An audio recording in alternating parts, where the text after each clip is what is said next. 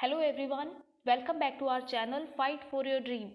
So let's fight with me. I am Amandeep. हम cover कर रहे हैं बौद्ध धर्म। लास्ट वीडियो में हमने बौद्ध दर्शन को कवर कर लिया था, जिसमें हमने जाना था कि बौद्ध दर्शन के अंदर कर्म और पुनर्जन्म की अवधारणा को तो माना गया है, लेकिन आत्मा के अस्तित्व को स्वीकार नहीं किया गया है।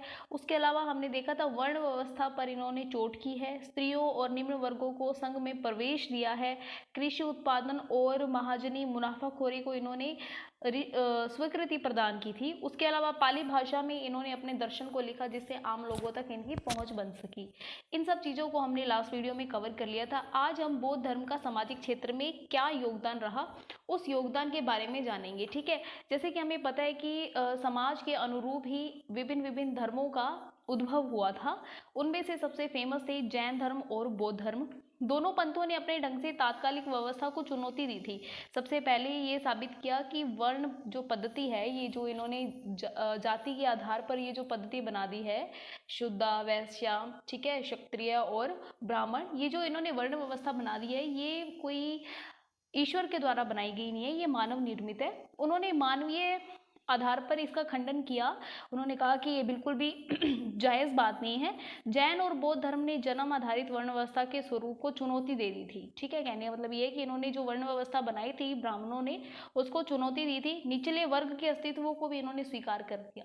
ठीक है, इन्होंने कहा कि जो शूद्र है उनका भी अपना अस्तित्व है। ऐसा नहीं है कि हम अगर वर्ण की व्यवस्था के आधार पर चलेंगे तो उनका कोई अस्तित्व नहीं रहेगा, उनका भी अस्तित्व है। तो उनके अस्तित्व को जैन धर्म और बौद्ध धर्म दोनों ने स्वीकार किया, लेकिन उनकी वर्तमान स्थिति को कर्म परंपरा से जोड़ दिया। जन्म से नहीं, कर्म परंपरा से जोड़कर देखा। सबसे पहले उन्होंने तो तथाकथित जो निम्न वर्ग थे, अछूतों के लिए भी निर्वाण और कैवल्य का मार्ग खोल दिया था। कहने का मतलब ये है कि बौद्ध धर्म ने अपने निर्वाण का मार्ग शूद्रों के लिए खोल दिया और कैवल्य का मार्ग, ठीक है, कैवल्य उन्होंने जैन धर्म वालों ने शूद्रों के लिए खोल दिया, यानी कि इन्होंने वर्ण व्यवस्था पर कटाक्ष कर दिया। तो बौद्ध धर्म का हम सामाजिक क्षेत्र के अंदर योगदान देख रहे हैं। इनका सकारात्मक पक्ष तो ये रहा, इन्होंने ब्राह्मणवादी ग्रंथों के द्वारा समर्थित वर्ण व्यवस्था को अस्वीकार कर दिया।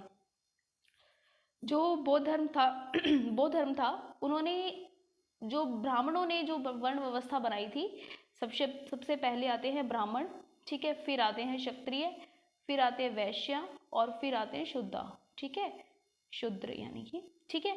इस वर्ण व्यवस्था को इन्होंने अस्वीकार कर दिया। जैसे लास्ट वीडियो में हमने बताया था कि क्षत्रियों को इन्होंने पहला दर्जा दे दिया, बाकियों को इन्होंने वही स्थान पर रखा, लेकिन इन्होंने कोई असमानता, ठीक है, नहीं दिखाई। इन्होंने ये सिद्ध करने की कोशिश की कि ये जो वर्ण व्यवस्था है ये ईश्वर के द्वारा निर्मित नहीं है, ये मानव निर्मित है। ब्राह्मणों की श्रेष्ठता को चुनौती दी, यानी कि इन्होंने ब्राह्मणों को सेकंड नंबर पे दिया और फर्स्ट नंबर पे इन्होंने क्षत्रिय को बताया। ये इनका सकारात्मक पक्ष था। ठीक है, कृषि अर्थव्यवस्था और वाणिज्य व्यापार को प्रोत्साहन दिया और नगरीय अर्थव्यवस्था को संरक्षण दिया। कृषि अर्थव्यवस्था, वाणिज्य व्यापार को प्रोत्साहन दिया, यानी कि ब्याज वाली बात जो मैंने कल बताई थी, ठीक है, ब्याज और मुनाफाखोरी को इन्होंने जायज़ माना। इस तरीके से इन्होंने नगरीय अर्थव्यवस्था को संरक्षण दिया। इसीलिए उस काल के व्यापारी और उस काल के जो कृषक वर्ग के लोग थे, उनका झुकाव बौद्ध धर्म के प्रति हुआ। निम्न वर्ग के लोगों के लिए निर्वाण का मार्ग खोल दिया। निर्वाण यानी कि दुख से छुटकारों के लिए जो रास्ता अपनाया जाएगा, उसे शूद्र भी अपना सकते हैं। ठीक है, तो इन्होंने निर्वाण का मार्ग भी खोल दिया। संघ में सामाजिक समानता की अवधारणा को लागू कर वर्ण विभाजित व्यवस्था की आलोचना प्रस्तुत की, यानी कि इन्होंने सामाजिक समानता, यानी कि इन्होंने अपने संघ के अंदर महिलाओं को आने की अनुमति दे दी। ठीक है, महिलाओं की अनुमति दे दी। इस प्रकार से इन्होंने सामाजिक समानता की अवधारणा को लागू किया कि जिस तरीके से पुरुष है उसी फेस पर हमारे लिए महिलाएं हैं। जितना दुख पुरुषों को होता है वैसा ही दुख महिलाओं को भी फील होता है। इसीलिए उन्होंने क्या किया, सामाजिक अवधारणा को लागू किया और वर्ण विभाजित सामाजिक व्यवस्था की आलोचना की इन्होंने, यानी कि इन्होंने जब महिलाओं को निचले दर्जे पर लाना शुरू कर दिया, तब उन्होंने महिलाओं को उच्च स्थिति देने की कोशिश की। समाज के निर्धन तबके के पक्ष में सहानुभूति दिखाई, है ना, यानी कि कल हमने देखा था लास्ट वीडियो के अंदर कि जो संसाधन है उनको दबाओ मत, ठीक है, उन्हें दबा के मत रखो। यानी कि इन्होंने निचले तबके के पक्ष में भी सहानुभूति दिखाई। इसीलिए पाली ग्रंथों के अंदर हमें सबसे ज़्यादा, बहुत ज़्यादा दलित शब्द का प्रयोग मिलता है। यानी जो बौद्ध धर्म है वो दलित वर्ग के प्रति क्या था, काफ़ी झुका हुआ था। महिलाओं के प्रति सहानुभूति का दृष्टिकोण फिर से गृहस्थिक जीवन से विलग हो चुकी महिलाओं के लिए संघ जीवन के रूप में वैकल्पिक मार्ग प्रस्तुत करना था। यानी कि देखो, जिन महिलाओं के हस्बैंड एक्सपायर हो जाते थे, विडो महिलाओं के लिए इन्होंने एक वैकल्पिक मार्ग प्रस्तुत किया था। देखिए, जो महिलाएं, ठीक है, उस वक्त विडो हो जाती थी, उनके पास में वैश्य का एक सिस्टम रहता था। तो इस मार्ग को छोड़कर इन्होंने निर्वाण का मार्ग देने की कोशिश की महिलाओं को, ठीक है। इसीलिए महिलाओं के प्रति सहानुभूति दृष्टिकोण, ठीक है, गृहस्थिक जीवन से विलग हो चुकी महिलाओं के लिए संघ जीवन के रूप में एक वैकल्पिक मार्ग प्रस्तुत किया। इसीलिए महिलाओं का भी झुकाव किस तरफ हुआ, बौद्ध धर्म के प्रति हुआ। ये बौद्ध धर्म के सकारात्मक पक्ष है। अगर आपने लास्ट वीडियोस देखे हैं तो आपको ये वीडियो बिल्कुल अच्छे से समझ आ जाएगा। अदरवाइज काफ़ी कठिनाई रहेगी, क्योंकि जो स्टोरीज है लास्ट वीडियो के अंदर बताई गई है, वो अगर आज के वीडियो में कवर करती हूँ तो वीडियो काफ़ी लेंथी हो जाएगा और समझने में भी काफ़ी दिक्कत आएगी। फिर बात करते हैं इसकी सीमाएं क्या है। देखिए, ये तो हमारा सकारात्मक पक्ष था, इसकी कुछ कमियां भी हो सकती है, उन कमियों को देख लेते हैं। वर्ण व्यवस्था की आलोचना करने के बावजूद भी बौद्ध धर्म कोई वैकल्पिक सामाजिक व्यवस्था नहीं दे सके।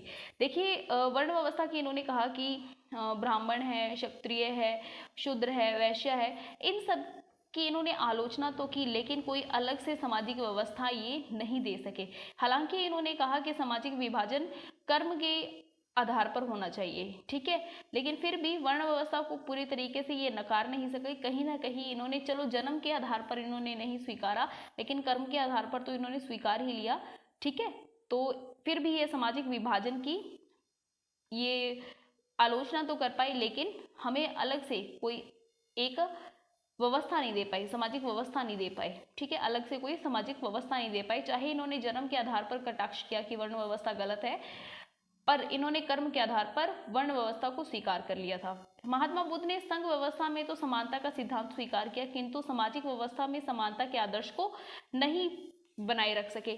चलो, इन्होंने संघ के अंदर तो महिला और ये जो पुरुष वाला सिस्टम था, इन्होंने भिक्षु भिक्षुणियों वाला सिस्टम चला दिया था, लेकिन समाज के अंदर तो नहीं ये चेंज कर पाएंगे ना। समाज के अंदर तो वही चलता रहेगा जो बाकी लोग मानते हैं, ठीक है।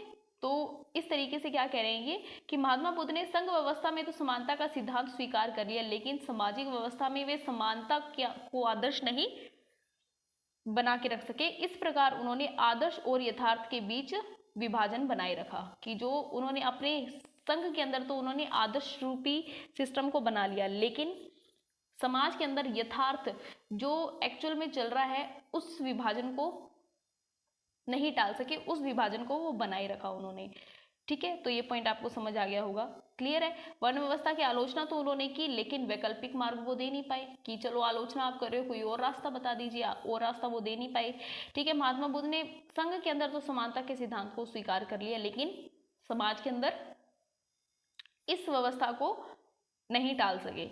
बौद्ध संघ में उच्च वर्ण के लोगों की भागीदारी थी, ठीक है, उच्च वर्ग के लोग काफी ज्यादा थे, जबकि निम्न वर्ग के लोगों की बहुत कम संख्या थी, भागीदारी काफी कम थी निम्न वर्ग के जो लोग थे। क्योंकि महात्मा बुद्ध खुद ही ऐसे कहते हैं कि वो ब्राह्मणों की सभा में भी गए, क्षत्रियों की सभा में भी गए, वैश्यों की सभा में भी गए, लेकिन शूद्रों की सभा में वो नहीं गए, है ना, नहीं जा सके।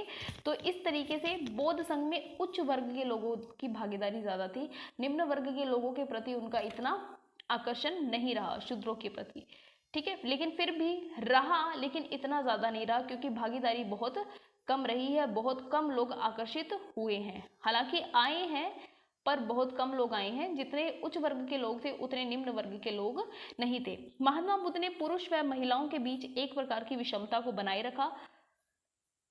आरंभ में तो महिलाओं को संघ में प्रवेश नहीं दिया गया था, आरंभ में तो महिलाओं को संघ में प्रवेश नहीं दिया गया था। फिर जब उन्हें प्रवेश दिया गया तो भिक्षुणियों को भिक्षुओं के परिवेश में रखा गया। शुरुआत में तो महात्मा बुद्ध ने महिलाओं को बिल्कुल ही अलाउ ही नहीं किया था कि वो संघ में आए, लेकिन बाद में उन्होंने महिलाओं को भी प्रवेश देना शुरू कर दिया, लेकिन प्रवेश दिया, लेकिन उन्होंने भिक्षुओं के अधीन में उनको रखा, ठीक है। लेकिन फिर भी हम आलोचना नहीं करेंगे। देखिए जिस वक्त, ये उस वक्त की बात है जब महिलाएं अपनी परेशानियों को बयां नहीं कर पाती थी, लेकिन हम महात्मा बुद्ध के संघ के अंदर भिक्षुणियों द्वारा लिखी गई थेरी गाथाएं हैं, ठीक है, भिक्षुणियों द्वारा लिखी गई थेरी गाथाएं हैं, ठीक है। जिस वक्त महिलाएं अपनी परेशानियों का जिक्र नहीं कर सकती थी, उस वक्त हमारे भारत देश की महिलाओं ने अपनी परेशानियों को थेरी गाथाओं में लिखकर व्यक्त कर दिया था, ठीक है। बहुत सारी ऐसी रचनाएं हैं जिसके अंदर भिक्षुणियों द्वारा रचनाएं लिखी गई हैं। इन कविताओं के अंदर, ये कविताएं हैं थेरी गाथा के अंदर, इन कविताओं में ना संवेदनाएं व्यक्त की गई है, ठीक है। बौद्ध ग्रंथ में उन सभी महिलाओं का भी जिक्र मिलता है हमें जिन्होंने बौद्ध संघ में प्रचुर मात्रा में दान किए थे, ठीक है। फिर भी हम देखते हैं कि इन विरोधी पंथों ने अपने अलग अलग ढंग से ब्राह्मणवादी व्यवस्था को इन्होंने विकल्प ढूंढना चाहा, लेकिन हालांकि वो ढूंढ नहीं पाए, ठीक है। तो मुझे लगता है आपको ये पूरा पॉइंट समझ आ गया होगा, है ना, कोई प्रॉब्लम नहीं रही होगी। तो आप एक बार इसके नोट्स बना लेना और एक बार फिर से रिवीजन कर लेना। कल हम ये जो बौद्ध धर्म है, बौद्ध धर्म के पतन की तरफ हम चलेंगे, ठीक है, कि उसका पतन क्यों हुआ बौद्ध धर्म का इतना ज़्यादा स्वीकार्य होने के पश्चात भी। तो इस वीडियो को आज अपने यहीं ख़त्म करते हैं, ठीक है।